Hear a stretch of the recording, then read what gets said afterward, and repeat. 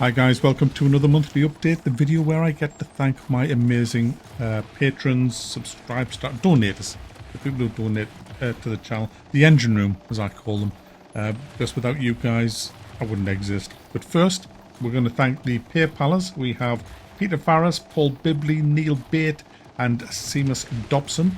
Thank you so much guys.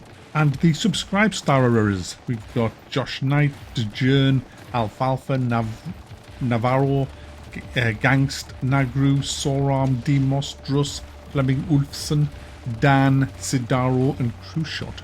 Thank you guys. I really do appreciate it. I want to thank the people who donate in the streams and my channel members. Now YouTube informed me that the membership price is going up and they asked me to put it up now, so I just said no. But it has to mandatorily go up in August. I can't do anything about that, but I'm not putting it up. YouTube are. It's nothing to do with me. I'm also going to roll the patrons immediately. In fact, now we're going to start rolling the patrons. Huge thanks to my patron army. They are Inc. You're going to see all the names of my patrons. Some of the names are quite hilarious as well. I don't know if Big Old Horse Cock's still a patron. I'll keep an eye out for him as the names go up. Anyway, a massive thanks to my patrons and everybody else who supports my channel.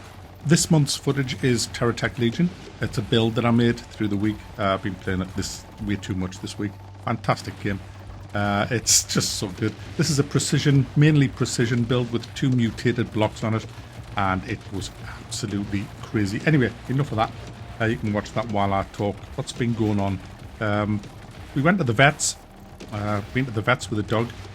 She's got 3 cysts on her body. She's on antibiotics and anti-inflammatories at the minute. And what a shit show that was. I wish I'd had my camera rolling when we went in the vets. She's a reactive dog, mine. And, oh man, she just was barking at every dog in the vets.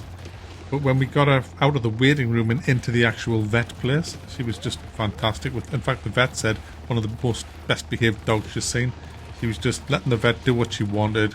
No signs of any reactivity. She was just very inquisitive of the room and sticking her nose in all of the tins and the boxes that was in there, trying to get into the storeroom at the back. But when the vet told her to stay where she had to stay, she was squeezing the cyst, and the dog was just yeah, whatever, love. And then then the bill came. How much do you reckon for a 15-minute consultation and a week's supply of antibiotics and anti-inflammatories? £170. You gotta love it. £170. And she said, if these don't take the cyst away and fix it, we will want to cut the cyst off and send it away for a biopsy. £1,000. I think they just think of a number and triple it. I think that's what the vets do. It's insane. They prey on our love for our pets with these. You know, a few years ago I was thinking of going private until I saw the prices for me as an adult, and I got a price list of various things. And you know how much a blood test costs for a human? This was a few years ago. It was £25 for a blood test. That's getting the results back and everything. You know how much it is for a dog at the vets? £400 for a blood test. She was starting to bite the fur off her legs. We were convinced it was the grass seeds because it was happening in spring and October. And we took her to the vets. The vets checked and says, "Oh, we should we'll give her a blood test and we'll get the results back, and they'll send a tailor-made set of medication. She'll be on them for the rest of her life, which will help her with that." And I said, "No, I'm not having my dog on medications for the rest of her life and paying £400 for a blood test. There's just no. I'll just keep her out of that specific field." And do you know what? Within a month, it all cleared up.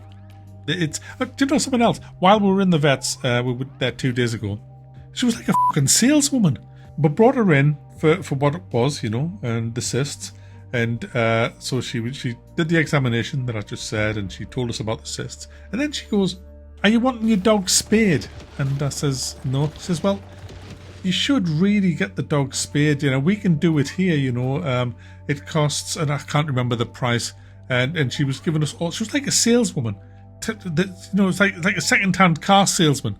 You know, just, can I interest you in a spare?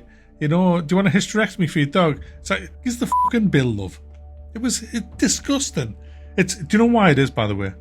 I didn't mean for this video to go down this road, but I've started, so I'll finish. It's because the vets now are owned by these big corporations. I don't trust them. I don't trust dog food people either, because a lot of the same companies own dog food. And it seems odd that dogs seem to be never out of the vets these days. This is my third dog, my second German Shepherd. And do you know what? My other German Shepherd had cysts on her back. She was walked in exactly the same fields. So, you know, I just put that down as whatever. But that was it. She never went to the vets for anything else. My Springer Spaniel never went to the vets. She eventually died of cancer. But both dogs lived till they were 12 and 13 years old, which is a good innings for a dog. Never ailed a damn thing in their lives. Now, everybody's dog, because I know a lot of the dog walkers now, they're never out of the fucking vets. Honestly, I think it's the shit that's in the food. You can't even get the dog food that we used to feed my dog on now. It's a very expensive food. We get Nature's Menu. I'm not sponsored by them, by the way, but we get Nature's Menu, and it's really good shit. It's good shit. And we feed raw. Wait, I'm forgetting the name of it. This other thing that we get. And she does get kibble, but good kibble. And she gets decent food, because I don't trust what's in dog food. I just don't trust it at all.